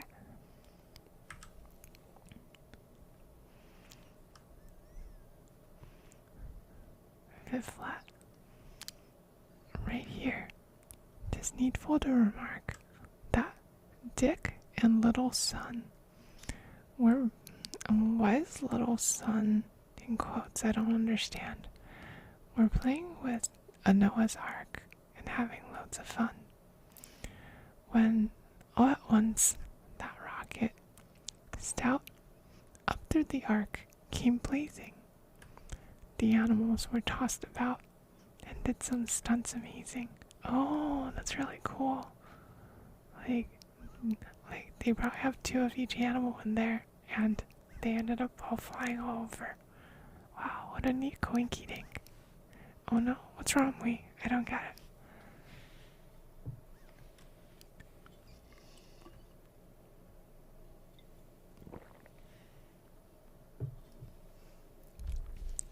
Are you concerned about the animals or something? Don't worry, they're just toys, okay? We don't live in the world of Toy Story. They can't be hurt. Alright. So, the sixth flat. A burglar on the next floor up. The sideboard was exploring. The family, with the brindled pup, were still asleep and snoring. Just then, up through the silverware, the rocket thundered, flaring. The burglar got a dreadful scare, then out the door went tearing. That's a pretty funny situation, to be honest. Like, but if I were a burglar, I'd probably run away at this point too, if like stuff just suddenly blew up in front of me. But I wonder why he's like stealing silverware. I guess maybe silverware was like more valuable at the time this book was published. Okay. A seventh flat. Miss Mommy Briggs, with no mean skill, was playing Casey's fling to please her cousin, almost Gil, who liked that sort of thing. When suddenly the rocket, hot, the old piano jumbled. It stopped that ragtime like a shot, then through the ceiling rumbled. Oh, by the way, I only just noticed this, but basically probably in the actual physical version of the book, all these holes are lined up, and that's what you see in the center of the pages. It's like a neat little gimmick for the book about how the rocket is progressing through all the floors. Yeah, I think it's really cool too. It's something neat for kids to experience, you know? Okay. Eighth flat. Up through the next floor on its way. That rocket dread went tearing. Where Winkle stood in bathrobe gay, a tepid bath preparing. The tub had punctured like a shot, then made a mighty splashing.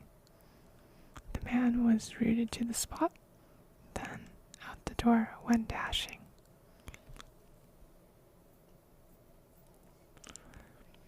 Oh no. Winkle won't get to take a bath anymore because the bathtub's ruined.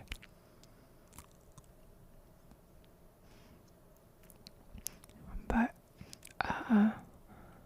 the architecture of this apartment complex is a little bit strange. We've got a bathroom above a music room, above a kitchen, above several dining rooms. Why is the bathroom right above several dining rooms? I don't understand. Okay. Ninth flat. Bob Brooks was puffing very hard, his football to inflate, while round him stood his faithful guard, and they could hardly wait. Then came the rocket, fierce and bright, and through the football rumbled. You've got a pair of lungs, all right, his staring playmates grumbled. Oh, I get it. This is also a misunderstanding. The playmates misunderstood that he blew up the ball because of the rocket. That's neat. Okay. 10th flat.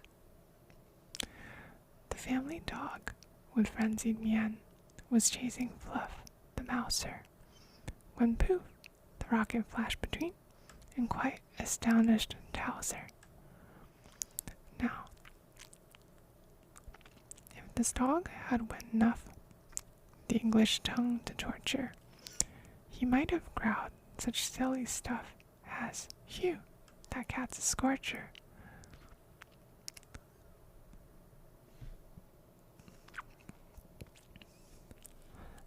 Oh, see, this is another misunderstanding.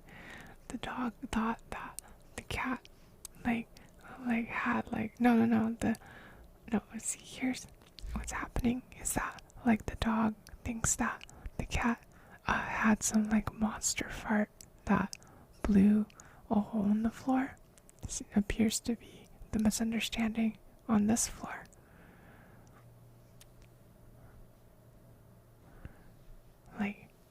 It's the only thing you can really interpret Scorcher as, I think. Okay. I don't understand why Mui is mad at me. I think this is the correct interpretation of this book. Okay. So, the 11th flat. While Carrie Cook sat with a book, the phonograph played sweetly.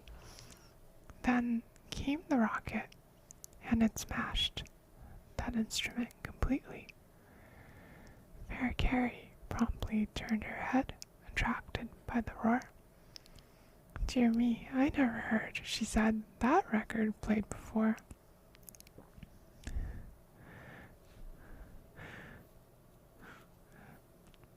See, I think probably this is just, I don't think she actually thinks a record caused this. I think that she's just actually pretty quick on the uptake and decided to make a witty comment about the situation. See, Carrie Cook is one of the smarter characters in the book. All the others are having misunderstandings, but she not only understands the situation, but she's also making a witty comment about it. So that's cool. 12th. Devere was searching for a match to light a cigarette, but failed to find one with dispatch, which threw him in a bet. Just then, the rocket flared up right before his face and crackled, supplying him the needed light. "Thanks awfully," he cackled. "Devere, you almost died here. Be more careful."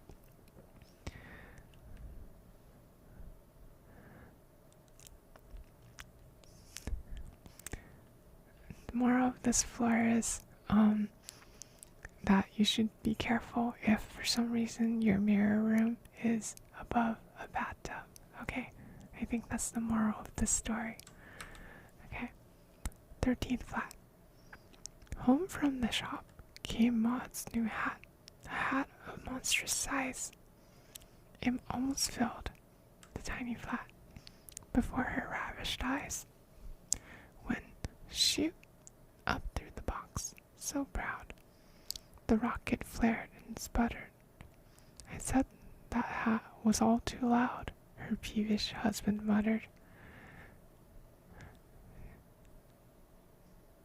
Honestly, if you got a hat that doubled as an explosive, I think it would be a pretty good buy at the store.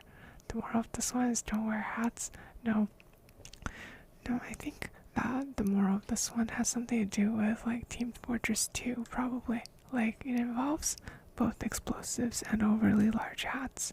I can't quite decipher the moral though. But I know it's quite common for modern children's media to sneak in references that would go over the heads of kids and only adults would understand. So I think the moral of the 13th flat is something to do with Team Fortress 2. Okay. 14th flat. Tom's pap had helped him start his train, and all would have been fine had not the rocket raising Cain blocked traffic on the line. It blew the engine into scrap as in a fit of passion. "Who would have thought that toy," said Pap, "would blow up in such a fashion?"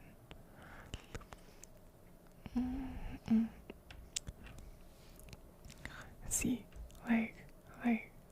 these people really need to appreciate they're exploding twice more if they do think that they are misinterpreting that it's the toy that's blowing up and not the rocket. Okay. 15th flat. Orlando Pease, quite at ease. The Morning Star was reading. My dear, he said to Mrs. Pease, here's a report worth heeding. The rocket then, in wanton sport, flashed through the printed pages. The lady gasped, a wild report, then swooned by easy stages.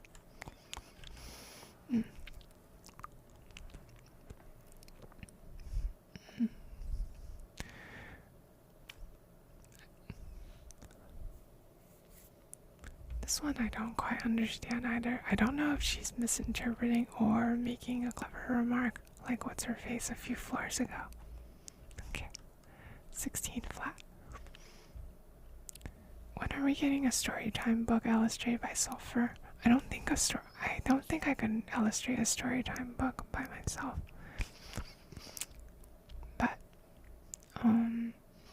there was actually a collab idea I was like thinking around about in my head. I don't know if it'll end up happening, but I might bring up the idea with some people and ask them what they think of it. It might end up being a bad idea though, so don't count on it. Okay. 16 flat. Doc Danby was a stupid guy, so lest he sleep too late, he placed a tattoo clock nearby to waken him at 8. But the rocket smote that clock and smashed its way clean through it.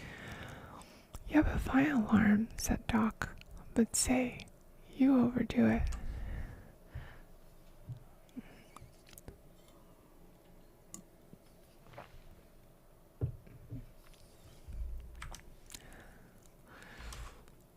An explosive one? Yeah, it would certainly help me wake up in the mornings, but I would be concerned about like the health of my ceiling if I were to have an alarm like this. 17th flat. We're almost to the top. We're almost to the end of the book. Okay. A penny liner. Abram Stout was writing. Oh, geez. Hi, Stella. Thank you for the raid. You really didn't have to do this. Welcome. Hi, Lila. Oh, jeez. Hi, everyone.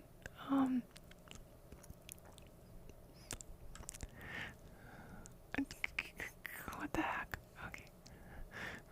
Hi, we're in the middle of. Oh, jeez. Oh, wait. Hi, everyone. Hang on. I'm all out of sorts. Okay, give the raiders some smooches. Okay.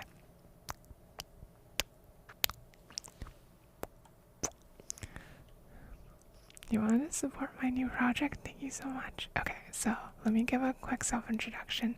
I'm Sulfur. I'm a fallen angel VTuber. I stream a variety of things. Tonight is like a new experiment I'm doing. I wanted to try doing an ASMR stream for the first time. I don't know if it's any good though, but like it's an experiment, so I'm trying new things. On other days, I'm usually streaming art or games. I actually rigged and drew my model myself, so that's a neat thing about me. It's pretty good. Thank you, Wait. I appreciate that a lot. Anyway, I'm gonna shout out Stella now. Okay. Shout out Stella's drink. Oh, look, it's Stella. Wow, look, isn't she such a cute fox?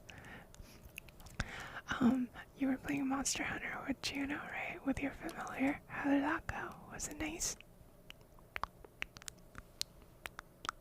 Okay.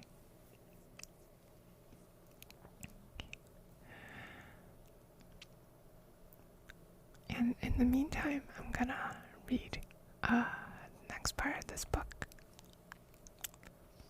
So, this is a book about, this book is about, it's in the public domain. It's a about a rocket that started off in the basement and keeps punching these physical holes through the book and causing various bits of mayhem in this 20-floor apartment complex. And we're almost through to the end of the book. We got to the 17th flat. You're gonna make yourself some tea for your voice? Okay, good luck.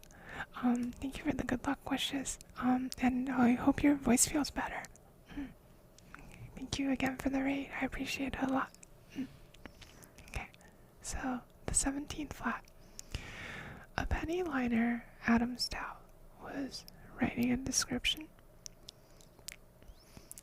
The flame shot up, he pounded out, and then through a mild conniption. For his Flemington there shied a rocket, hot and mystic. I didn't mean to be, he cried, so deuced realistic. See, people in this book often have misunderstandings about what the rocket is doing. So here, like, it tricked this guy into thinking that because he typed flame, the typewriter itself ended up blowing up, and now he has the misunderstanding that he has magic powers that now he needs to control. Okay. Alright. So, the 18th flat. Maybe he's just a really good writer, maybe. Okay. Gus Comer long had set his head upon some strange invention. Be careful, Gus, his good wife said. It might explode, I mentioned. Just then, the pesky rocket flared and wrecked that Yankee notion. I feared as much, his wife declared, then fainted from emotion. Oh, okay. See, this one is like a much more reasonable misunderstanding. Like, the wife is scared that the new invention is gonna blow up, and then the new invention does end up blowing up.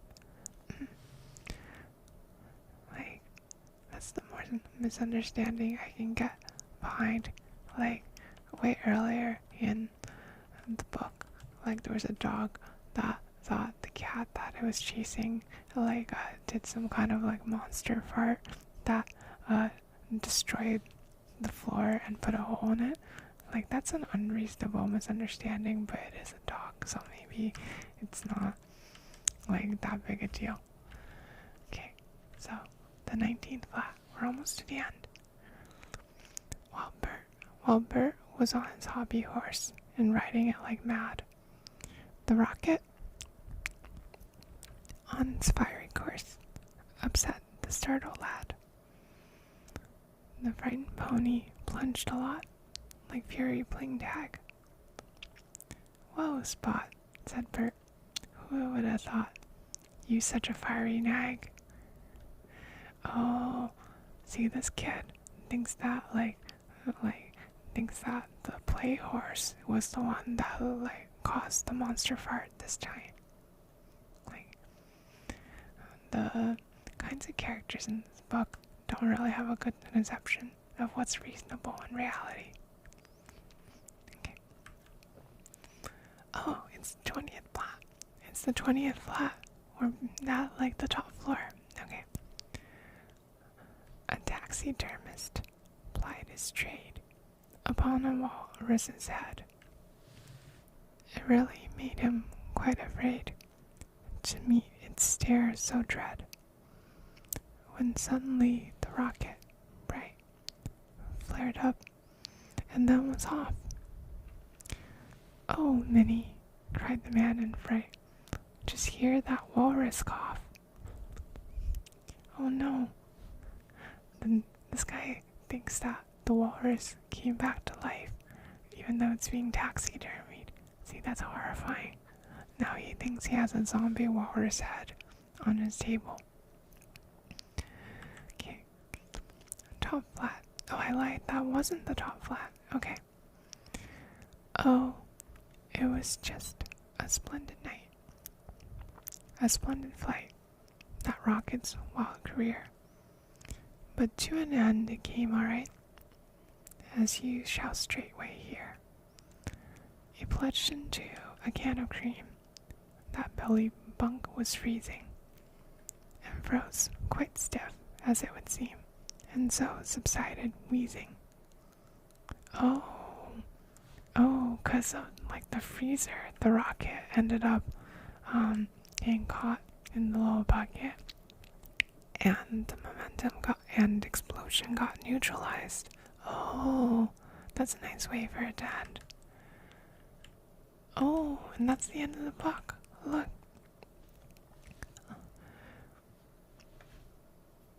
Look, it's the end of the book.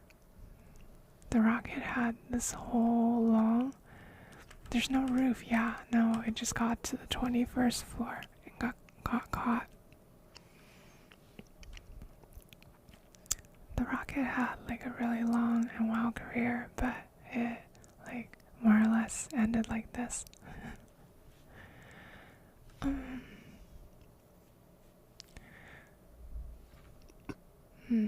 Okay, so,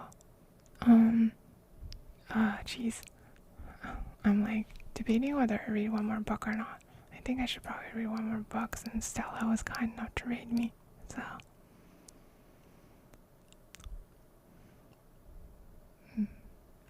So I'm trying to look through these public domain books in the Library of Congress, since then I don't have to worry about copyright issues. Plus, a lot of these books are really, really pretty, and they're just kind of nice to read before bedtime, you know? That's why it's the Bedtime Stories ASMR test stream. Okay.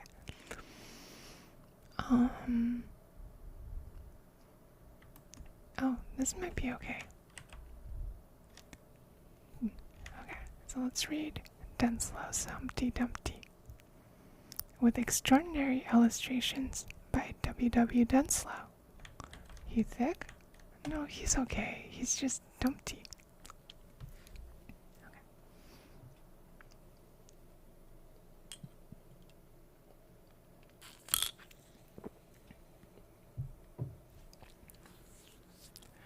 Okay. Humpty Dumpty was a smooth, round little chap with a winning smile and a great golden heart in his broad breast. Only one thing troubled Humpty, and that was that he might fall and crack his thin white skin. He wished to be hard all the way through, for he felt his heart wobble when he walked or ran about. So off he went to the black hen for advice. This hen was kind and wise, so she was just the one for him to go with his trouble. Your father, old Humpty, said the hen was very foolish and would take warning from no one. You know what the poet said of him. Humpty Dumpty sat on a wall. Humpty Dumpty had a great fall. All the king's horses and all the king's men cannot put Humpty Dumpty together again.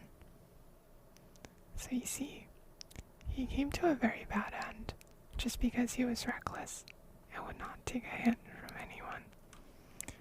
He was much worse than a scrambled egg. The king, his horses, and all his men did all they could for him, but his case was hopeless, and the hen shook her head sadly. What you must do, continued the hen, as she wiped a tear from her bright blue eye,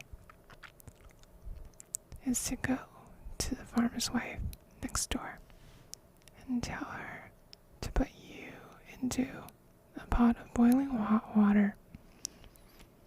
Your skin is so hard and smooth, it will not hurt you. And when you come out, you may do as you wish. Nothing can break you. You can tumble about to your heart's content, and you will not break, nor even dent yourself.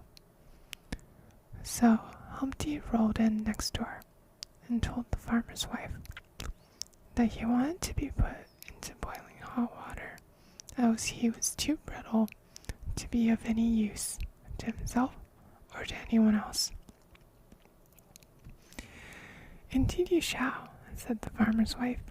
"What is more, I shall wrap you up in a piece of spotted calico so that you will have a nice colored dress. You will come out looking as bright as an Easter egg." So she tied him up in a gay new rag and dropped him into the copper kettle of boiling water that was on the hearth. It was pretty hot for Humpty at first, but he soon got used to it and was happy, for he felt himself getting harder every minute. Oh, okay. By the way, I don't actually know how this story ends, so don't spoil it for me. I know he's like getting boiled and he's gonna turn into a hard-boiled egg, but I don't know if that's gonna be good or bad or not. Okay. Look, I don't know a lot of children's stories. Okay, I did not have a lot of children's stories read to me as a child, so I don't actually know the conclusions of a lot of these. I'm sorry, that's just how it is. What do they read there in heaven? Oh, I don't know. My parents just didn't read me a lot of things when I was growing up. Like, I think, like, there's some other kids in heaven that, got more stories read to them, but for me, I was always kind of a latchkey kid, so, yeah, like, not much attention on that front. Okay. He did not have to stay in the water long before he was quite well done, and as hard as a brick all the way through. That's exactly why I got kicked out. No, look, that has nothing to do with it. Okay. So, untying the rag, he jumped out of the kettle, as tough and as bright as any hard-boiled egg.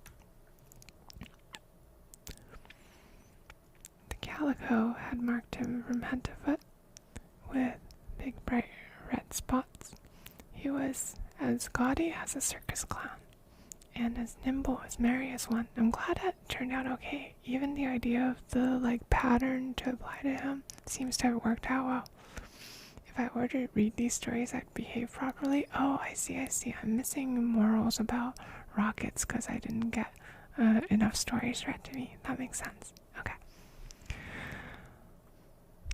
The farmer's wife shook with laughter to see the pranks of the little fellow, for he frolicked and frisked about from table to chair and mantelpiece. He would fall from the shelf to the floor, just to show how hard he was, and after thanking the good woman most politely for the service she had done him, he walked out into the sunshine, on the clothesline, like a road dancer, to see the wide, wide world. Of the travels of Humpty Dumpty, much could be said. He went east, west, north, and south. He sailed the seas. He walked and rode on the land through all the countries of the earth. And all his life long, he was happy and content. Sometimes as a clown in a circus, he would make fun for old and young.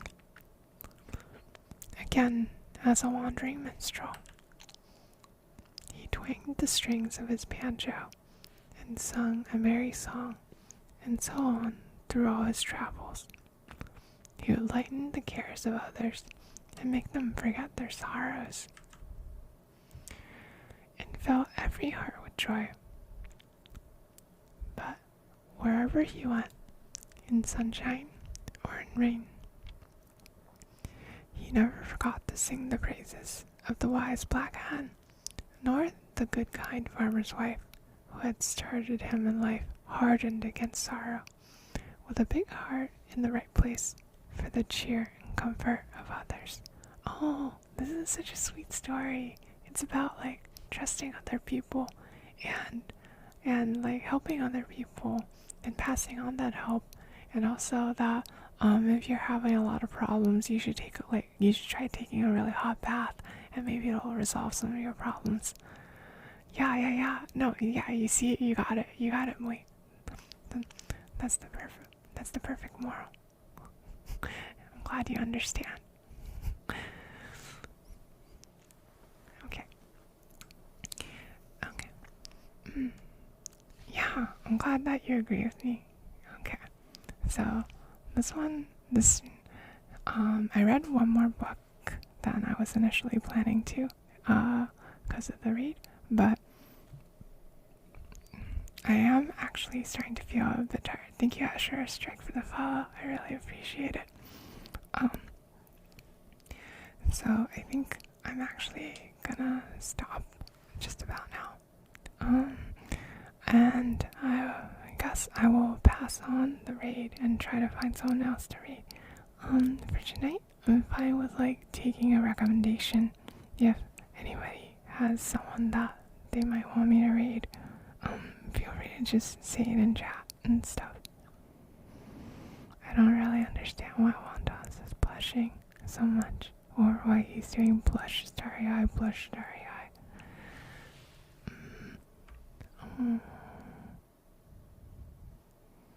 Who? I don't really understand. If people don't have a raid recommendation, I can just try to find like random. Oh, Usher, thank you so much for the sub with Prime. I really appreciate it. Jeez. Okay.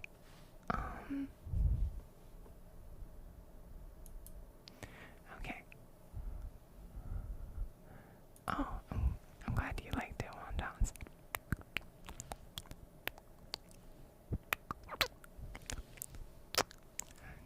There's some like smooches for you, okay?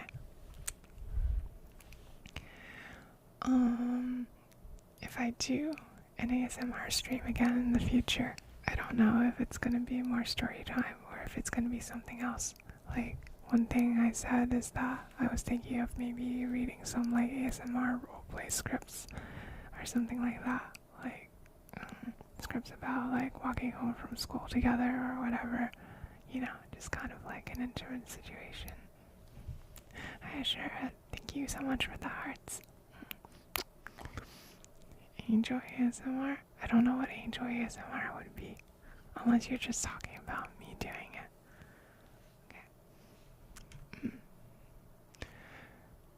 Okay.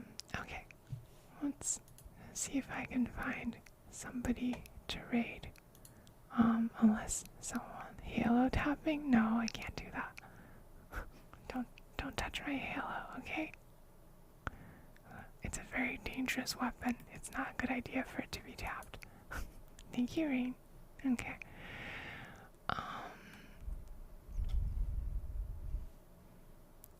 I'm glad you liked it.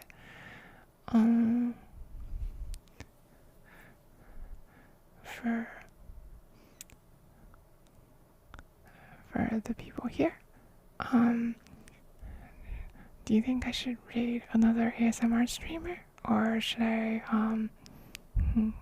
like raid for the people who still wanna like hang around? Would they prefer to watch someone a bit more energetic? ASMR would make sense. Okay, let's try to see if there's like a vtuber with like about the right size. Oh, someone else is doing ASMR story time. Okay, let's read this person. What a coinky dink. You find all sorts of things on Twitch. Alright.